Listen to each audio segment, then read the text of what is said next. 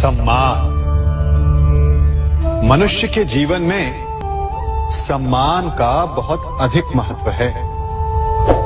वो उसे अपने हृदय, अपने मन से जोड़कर रखता है। कदाचित इसीलिए हम शत्रु के सम्मान पर चोट पहुंचाते हैं ताकि उसे पीड़ा पहुंचाई जा सके। परंतु ऐसा करने से सावधान रहे मित्रों। शरीर पर लगी चोट मनुष्य भुला सकता है, परंतु उसके सम्मान को लगी चोट उसे जीवन भर पीड़ा देती है। और स्त्री के मान सम्मान पर लगी चोट उसे उस सीमा तक ले जाती है जहां उसे केवल प्रतिशोध दिखाई देता है। यदि अपने शत्रुओं को जीतना है तो प्रेम से जीतिए, अपने कर्मों से जीतिए।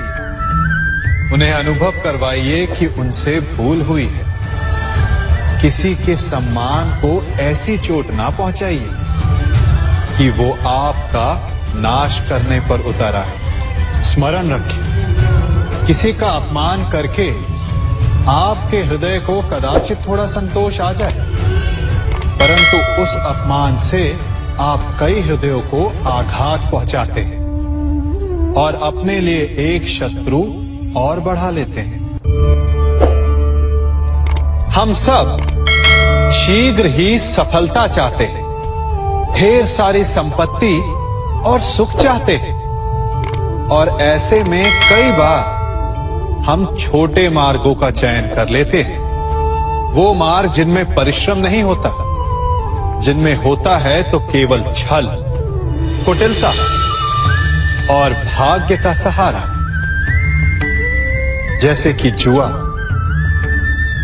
कोई जुए के खेल में धन लगाता है, कोई दांव लगाता है और ये भूल जाता है कि जुआ ऐसा दलदल है कि जिसमें एक बार गिरे तो सर्वनाश से पहले निकलना असंभव है। यदि आप जीते तो और जीतने की भूख बढ़ जाएगी, और यदि आप कुछ हार बैठे तो उसे पुनः पाने के लिए आप फिर से खेलेंगे। मनुष्य को ये आभास ही नहीं होता कि अपनी संपत्ति के साथ साथ वो अपनी मानवता, अपने संस्कार, अपना धर्म और अपना उत्तरदायित्व तक सभी जुए की भेंट चढ़ा देता है। इसलिए कुछ पाना है तो परिश्रम से पाओ। यदि कुछ जुए में जीता तो वो उतना शीघ्र ही खो दोगे, चूंकि उसे परिश्रम से पाया नहीं गया है, और उसकी रक्षा करने के लिए आपके मन में स्वाभाविक प्रयास भी नहीं होंगे। क्षमा बढ़न को चाहिए, छुट्टन को उत्पाद। क्षमा इस संसार में शांति का, सुख का मूल आधार है। क्षमा आपके मन से प्रतिशोध और शत्रुता जैसे भावों को समाप्त करती है। परंतु क्या हर स्थान पर क्षमा आवश्यक है? क्या प्रत्येक का अपराध क्षमा करने के योग्य होता है? नहीं। कभी कभी उसे क्षमा करके हम उस व्यक्ति को और बड़ा अपराध करने की प्रेरणा देते हैं, और ऐसा ही अपराध है स्त्री का मान भंग करना, जिसमें क्षमा की कोई अवस्था नहीं। यदि सिंह भूल से गाय के बछड़े का अखेट कर ले तो उसे क्षमा किया जा सकता है, परंतु यदि वो नरभक्षी हो जाए तो उसके केवल दो स्थल होते हैं, या तो पिंजरा या फिर मृत्यु की गोद। कुछ परिस्थितियों में क्षमा के स्थान पर दंड देना आवश्यक होता है, क्योंकि ये दंड का भय ही है जो लोगों को वो अपराध करने से रोकता है। संसार में सबसे बड़ा क्या है? अभिमान और बाहुबल, या विश्वास और आस्था? निश्चित रूप से बाहुबल के महत्व को नकारा नहीं जा सकता। मनुष्य अपने बाहुबल से पर्वत को मैदान बना सकता है, सागर सुखा सकता है, मरुस्थल में नदियां बहा सकता है, परंतु बाहुबल को सहारा होता है विश्वास का। यदि मन में विश्वास ना हो तो बाहुबल किसी काम का नहीं। वो कौन सा बल कि मोर आकाश की ओर ताकते हैं? वो विश्वास ही तो है जिसके कारण वर्षा होती है और दोनों की प्यास बुझती है। परंतु जब पाप के बाहुबल का सामना धर्म के विश्वास से होता है तो बाहुबल हार जाता है और जीतता है विश्वास। विजय होती है आस्था की। यदि आप सत्य के मार्ग पर चल रहे हैं और आप अपने इष्ट में आस्था रखते हैं तो किसी भी पापी का बल आपका कुछ नहीं बिगाड़ सकता। कभी सोचा है हमारा जीवन भी उस रेत की घड़ी की भांति है? जो रेत नीचे गिर चुकी है वो हमारा अतीत है, जो अब भी ऊपर है वो हमारा आने वाला भविष्य है, और वर्तमान ये संकुचित स्थल है जहां से धीरे धीरे करके रेत गिर रही है। अर्थात हमारे पास जीने के लिए यही एक क्षण है। उसका उपयोग कैसे करना है ये हम पर निर्भर करता है। जो बीत गया उसका दुख मनाना है या जो भविष्य में होने वाला है उसकी प्रतीक्षा में क्रोध करना है। सब कुछ करने के लिए यही एक क्षण है। प्रसन्न रहना है तो उसके लिए भी यही एक पल है। प्रतीक्षा करते रहोगे तो ये पल भी भूतकाल में बदल जाएगा। इसलिए आनंद के लिए, परोपकार के लिए प्रतीक्षा ना कीजिए। आपके पास जो पल है उनका भरपूर सदुपयोग कीजिए, क्योंकि इस घड़ी को पलटकर आप फिर से समय अवश्य गिन सकते हैं, परंतु अपना बीता हुआ समय आप वापस नहीं लौटा पाएंगे।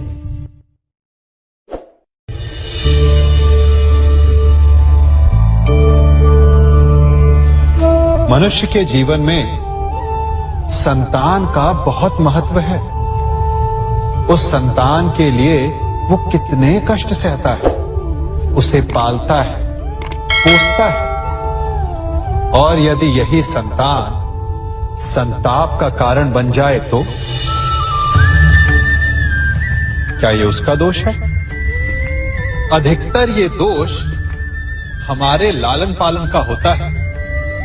बचपन में बालक के हठ को मानकर हमें आनंद की अनुभूति अवश्य होती है, परंतु धीरे धीरे अपने बालक के हठ को मानकर उसके हठ के दास हो जाते हैं।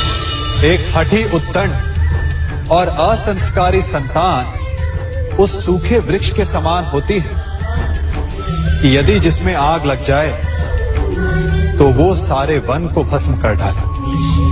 और स्मरण रहे, जब उसमें अग्नि लगती है तो सबसे पहले वो स्वयं के घर को ही भस्म करती है। इसलिए जब आवश्यकता हो तो अपनी संतान के हठ का विरोध करें, उसे रोके, क्योंकि यदि समय रहते ऐसा ना किया गया तो भविष्य में इस समस्या के परिणाम गंभीर हो सकते हैं। प्रतिज्ञा, वचन, ये सब मनुष्य ने समाज को सही दिशा में रखने के लिए बनाए हैं। वो मनुष्य ही क्या जिसके जीवन में नियम ना हो, जिनका वो पालन ना करे, परंतु समय के साथ चलने के लिए नियमों को बदलना भी आवश्यक होता है, क्योंकि ये आज का समय ही तो है जो बीत जाने के पश्चात इतिहास बन जाएगा। यदि आवश्यकता पड़ने पर नियम और प्रतिज्ञा भंग ना की जाए, समय की मांग के अनुरूप अपनी प्रतिक्रिया ना बदली जाए, तो इतिहास हमें कभी क्षमा नहीं करेगा। आवश्यकता पड़ने पर आपकी तोड़ी हुई एक प्रतिज्ञा, एक बंधन कभी कभी पूरे मानव इतिहास को बड़े विनाश से बचा सकता है। इसलिए नियम, प्रतिज्ञा, वचन कुछ नहीं, कुछ है तो केवल समय, जिसके अनुरूप चलने वाला ही सफल हो सकता है। कभी किसी पक्षी को घोंसले की नींव बनाते देखा है? अथक परिश्रम करके तिनका तिनका बिटोर कर वो पक्षी अपना घोंसला बनाता है, अपनी संतान के लिए एक सुरक्षित घर बनाता है। और फिर कहीं से तीव्र आंधी आती है, भारी वर्षा होती है और उसका घोंसला तिनका तिनका करके बिखर जाता है। फिर वो पक्षी क्या करता है? वो रोता नहीं, ना ही विलाप करता है। वो बिना विलंब करे फिर से अपना घोंसला बनाना प्रारंभ कर देता है और सफलता पाता है। फिर हम क्यों छोटी छोटी असफलता से भयभीत होकर परिश्रम करना छोड़ देते हैं? एक बात सदा स्मरण रखिएगा, हर वृक्ष कुल्हाड़ी की एक मार से नीचे नहीं गिरता, हर चट्टान घन के एक प्रहार से नहीं टूटती। सफलता पाने के लिए अनावरत परिश्रम करना ही मात्र एक मार्ग है। स्वीकारण, सत्य का स्वीकारण मनुष्य के लिए बहुत ही महत्वपूर्ण है। जब तक मनुष्य सत्य को स्वीकार नहीं करता, उसे असत्य से लड़ने की शक्ति प्राप्त नहीं होती। जब आप भोजन करते हैं तो क्या होता है? आपका पेट स्वीकारता है कि वो भर चुका है और आप भोजन करना बंद कर देते हैं। जब आपको निद्रा आती है तो क्या होता है? आपका मन स्वीकारता है कि आपका शरीर थक चुका है और उसे विश्राम की आवश्यकता है। उसी प्रकार जब आपको किसी व्यसन को रोकना हो तो आपको स्वीकारना पड़ता है कि बहुत हो चुका, चाहे वो लालच हो या मदिरापान। उस व्यसन का त्यागना तभी प्रारंभ होता है जब आप ये स्वीकार कर लेते हैं कि आप उस व्यसन के बंधन। संसार का सबसे बड़ा पाप क्या है? असत्य बोलना, हत्या कर देना, चोरी करना या किसी का अपमान करना। संसार का सबसे बड़ा पाप है किसी निर्बल को सताना, और संसार का सबसे बड़ा दंड भी उस निर्बल के मुख से निकली हाय है। आप देख रहे हैं मैं क्या कर रहा हूं? मैं लौह पिघला रहा हूं और ये लौह पिघलता है इस चमड़ी की बनी धूनकी से निकली हवा से।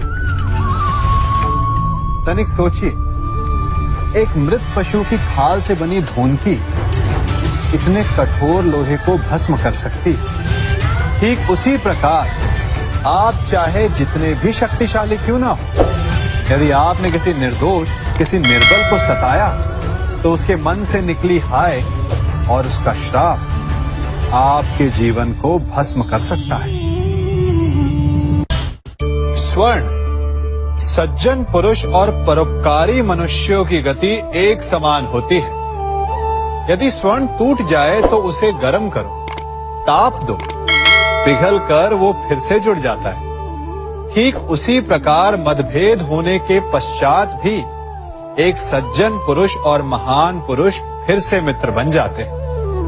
परंतु दुर्जन दुष्ट माटी से बने लोग उस पके हुए मटके के समान होते हैं कि जिनमें यदि एक बार दरार आ जाए तो वो स्वयं ही स्वयं का सर्वनाश कर लेते हैं। इसलिए मित्रता केवल सज्जनों से ही करें ताकि मतभेद ना हो।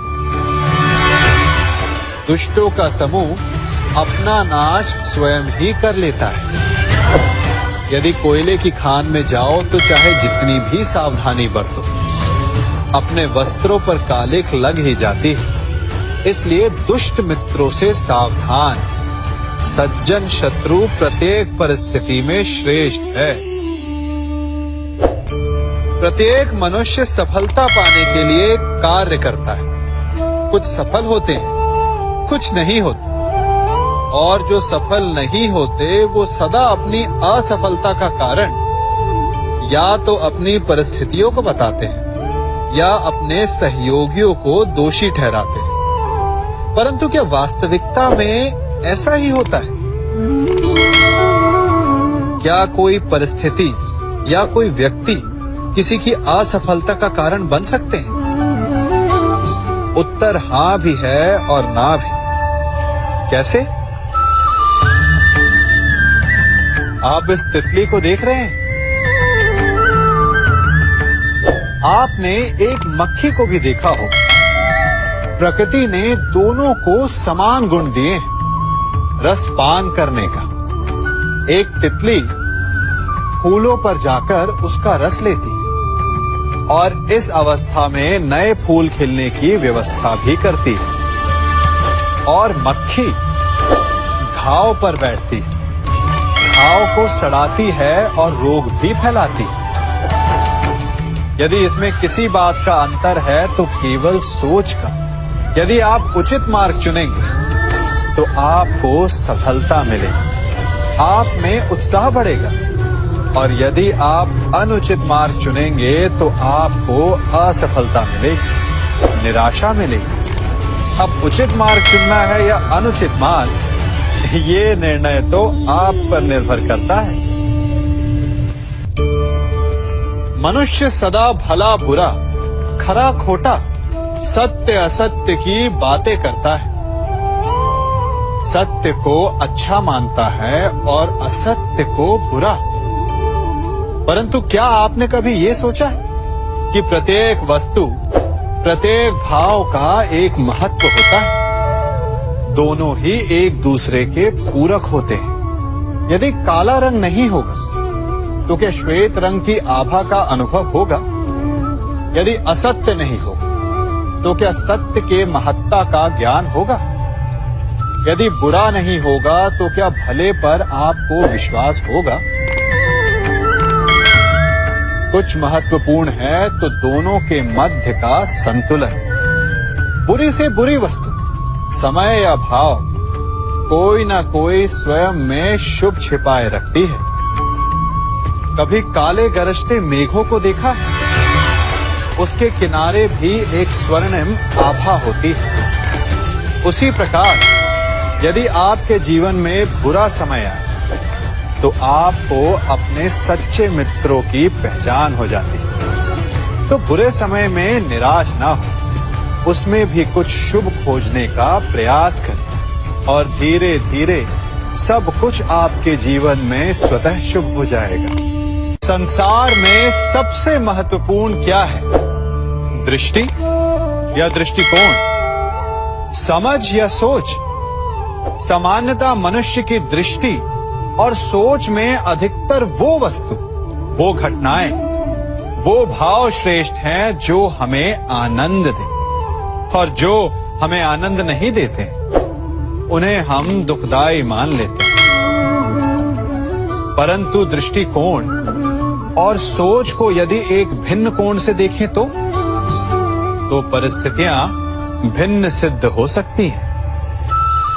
जिस प्रकार भीषण गर्मी हमें सुहाती नहीं, परंतु वही गर्मी सागर और नदियों के जल को वाष्पित करती है और हमें मनोरम वर्षा का आनंद देती है, उसी प्रकार भीषण परिश्रम के पश्चात हमें सफलता मिलती है, वर्षा के पश्चात हमें हमारा लक्ष्य मिलता है। तो सदा स्मरण रखिएगा कि दुख और पीड़ा से भागे नहीं, क्योंकि यही भविष्य में आने वाले सुख का मूल है। जब भी आपने यात्रा की होगी तो अवश्य अपने मार्ग के आसपास कुछ रिक्त स्थान देखे होंगे, कुछ खेत देखे होंगे, कोई ना कोई भूमि का टुकड़ा अवश्य देखा होगा।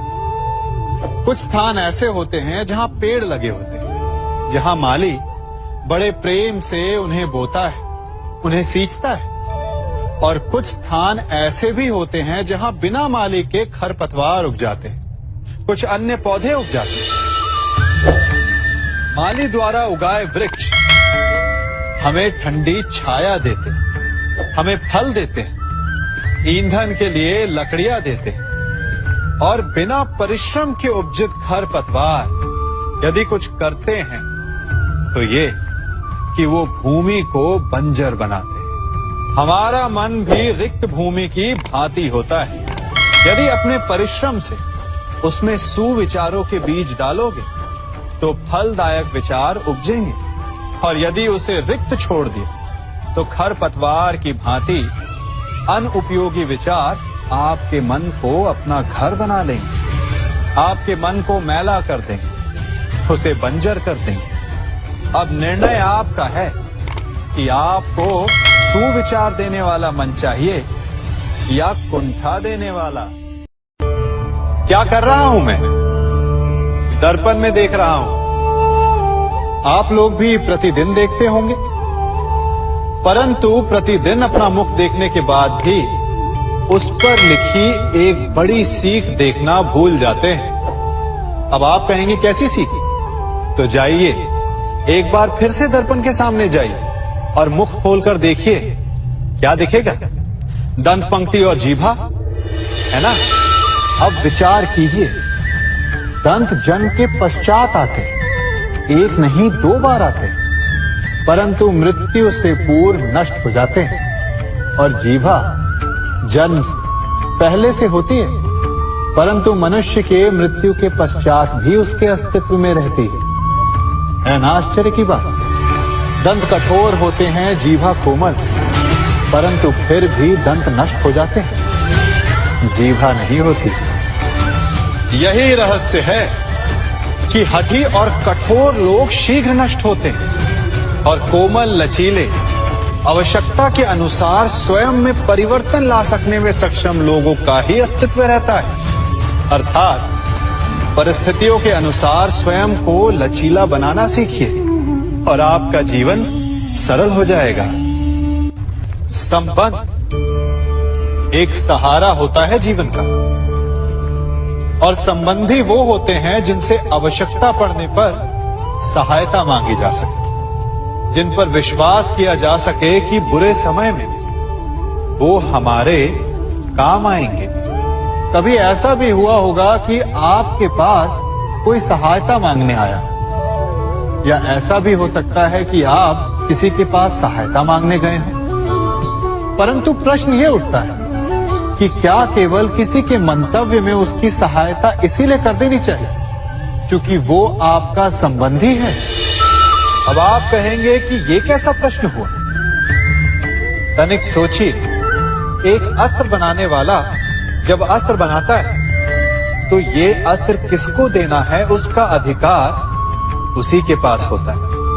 वो चाहे तो ये अस्त्र किसी को भी दे सकता है, वो एक सैनिक को भी दे सकता है या एक डाकू को भी, और यही अस्त्र 2 भिन्न कार्य कर सकती है। यदि डाकू के हाथों में आ गई तो उसका भय दिखाकर वो लोगों को लूटेगा, निरपराधों का रक्त बहाएगा। सहायता करने वाले की भी अवस्था ऐसी ही होती है। इसलिए किसी की सहायता करने से पूर्व ये विचार कर लेना आवश्यक है कि किसे क्या, कब और कितनी सहायता देनी चाहिए कि उसका दुरुपयोग ना हो। यदि आपकी सहायता से कोई अधर्म हुआ तो उसके उत्तरदायी आप ही होंगे। जीवन में कई बार ऐसे अवसर आते हैं कि आप लोगों से मिलने जाते हैं और उनसे कुछ आकांक्षाएं भी रखते हैं, और कई बार जीवन में ऐसे अवसर भी आते हैं कि लोग आपसे मिलने आते हैं। इसलिए अतिथियों का सम्मान करने से पूर्व सदा कुछ बातों को स्मरण रखना आवश्यक होता है। यदि कोई आपके पास मिलने आता है तो उसके 3 कारण हो सकते हैं। पहला कारण होता है भाव, दूसरा अभाव और तीसरा प्रभाव। तो जैसा अतिथि उसको वैसा ही सम्मान दे। यदि आपके पास कोई भाव से आए तो उसे केवल आपका प्रेम चाहिए, आपका सानिध्य चाहिए। और यदि कोई अभाव में आया तो उसकी उतनी सहायता अवश्य करें जितना आप करने में सक्षम हो, परंतु इतनी अधिक भी ना करें कि वो उस सहायता का दुरुपयोग कर बैठे। और यदि कोई प्रभाव में आया तो स्वयं पर अभिमान ना करें, क्योंकि कभी ना कभी जीवन में आप भी भाव, अभाव और प्रभाव के चक्रव्यूह में फंस सकते हैं।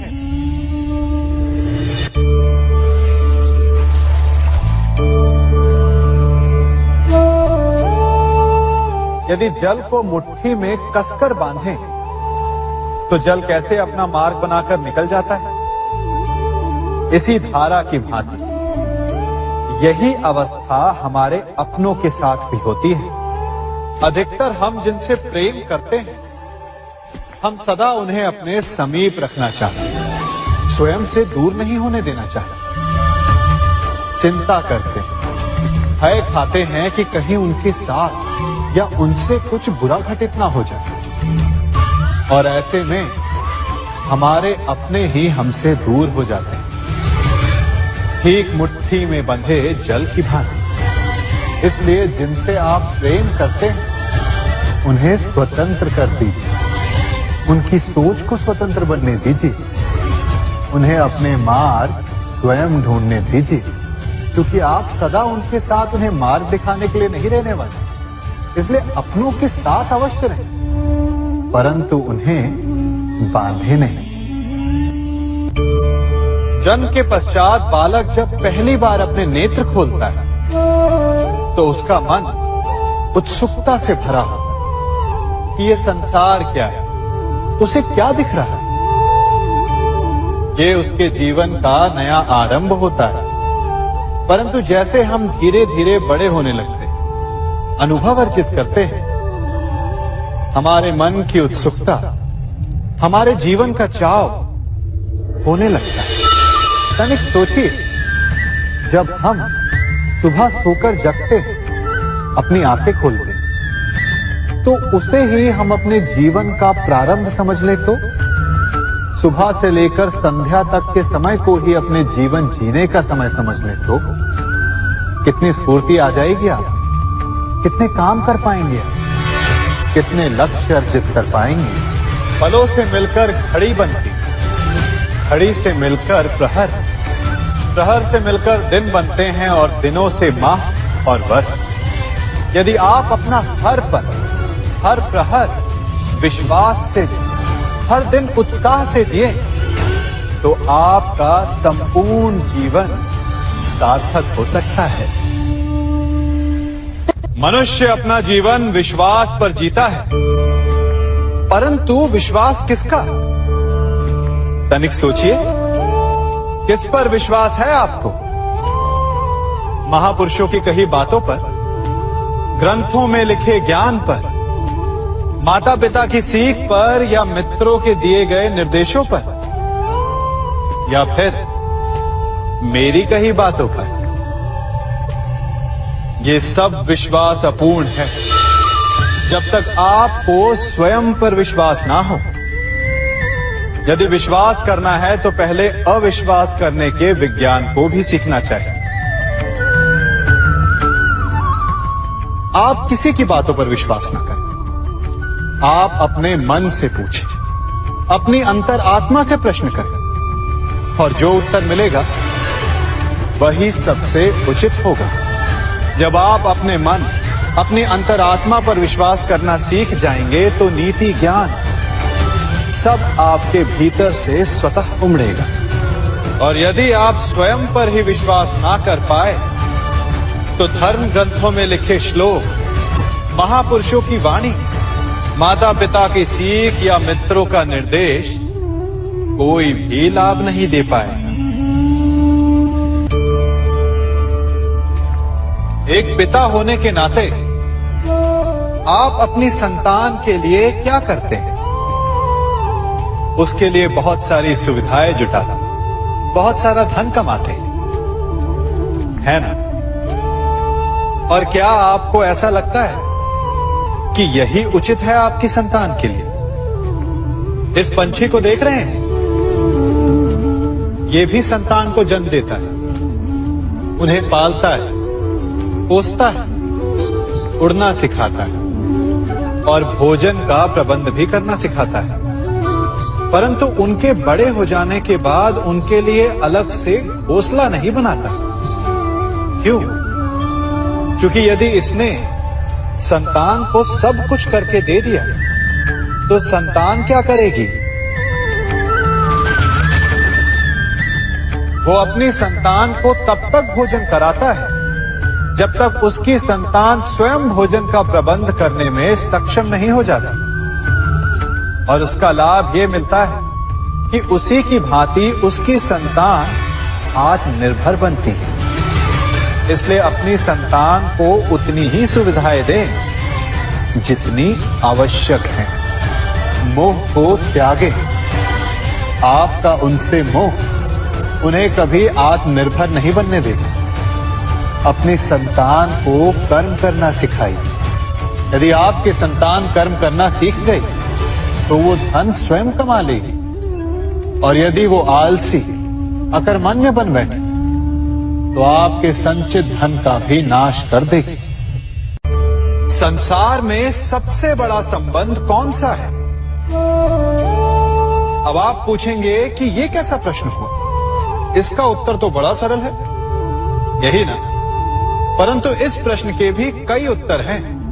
कोई कहेगा माता और पुत्र का संबंध, तो कोई कहेगा पिता पुत्री का संबंध, तो कोई पति पत्नी का, और तो कोई भक्त और भगवान का संबंध।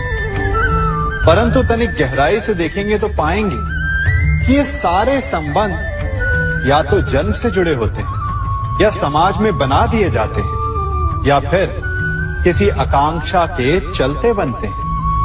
तो सबसे बड़ा संबंध कौन सा होता है? उलझ गए ना? सबसे बड़ा संबंध होता है मित्रता का, क्योंकि मित्र हम स्वयं चुनते हैं, जिसमें ना कोई आकांक्षा होती है, ना ही कोई स्वार्थ छिपा होता है। यदि कुछ होता है तो केवल साथ का आनंद। अपने बीते दिनों को स्मरण कीजिए। जब आप घर से बाहर निकलते होंगे तो सबसे पहले किसका स्मरण होता था? मित्र का। परंतु जैसे जैसे मनुष्य बड़ा होता जाता है, सफल होता जाता है, मित्र छूटते जाते हैं।